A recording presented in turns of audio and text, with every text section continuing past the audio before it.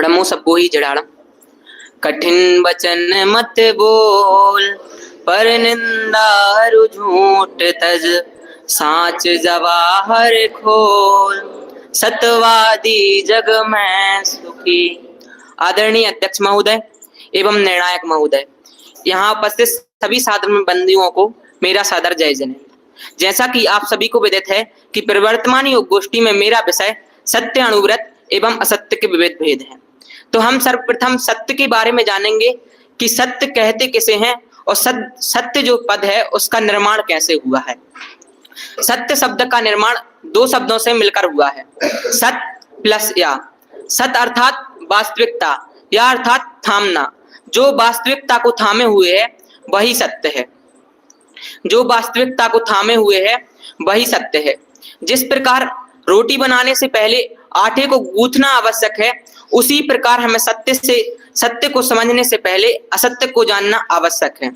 आचार्य उमा स्वामी 7वें अध्याय में 14वें सूत्र में कहते हैं कि असत विधानम नृतम, अर्थात असत वचन को अनृत कहते हैं।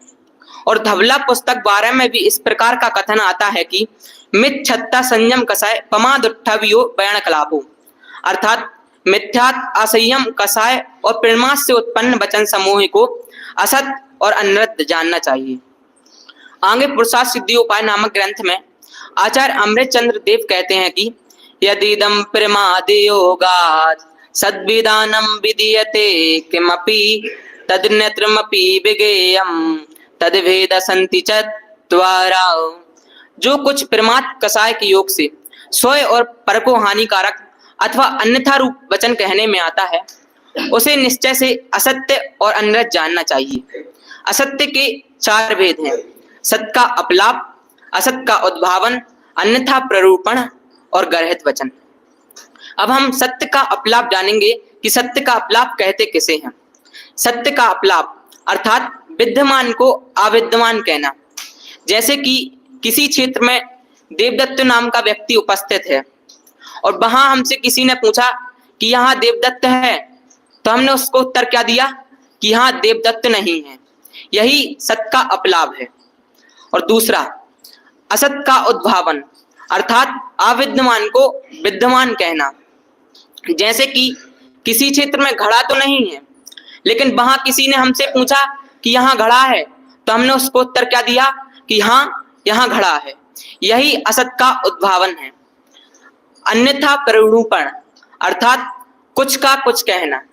जैसे कि किसी क्षेत्र में गाय है और वहां हमसे किसी ने पूछा कि यहाँ गाय है, तो हमने उसको उत्तर क्या दिया, नहीं यहाँ गाय नहीं है, यहाँ घोड़ा है। यही अन्यथा प्ररूपण है। और गर्हित वचन अर्थात निंदनीय, कलहकारक, पीड़ाकारक, हिंसा पोषक, शास्त्र विरुद्ध, पराभव कारक को गर्हित वचन कहते हैं। इस प्रकार हमने सत्य असत्य का स्वरूप एवं असत्य के विविध भेद के बारे में समझा। अब हम सत्यानुव्रत के बारे में समझेंगे कि सत्यानुव्रत कहते किसे हैं।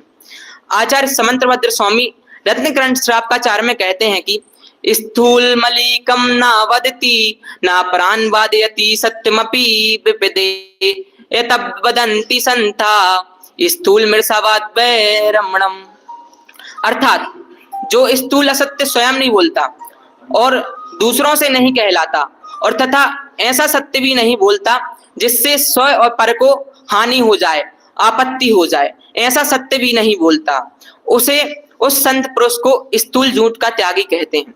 और आगे समंतभद्र स्वामी कहते हैं कि सत्यानुव्रत का धारी ऐसा सत्य भी नहीं बोलता जिससे स्वयं और पर को हानि हो जाए और स्वयं और पर का बिगाड़ हो जाए, धर्म मर्म छिद जाए, आपत्ति पैदा हो जाए, दुख पैदा हो जाए।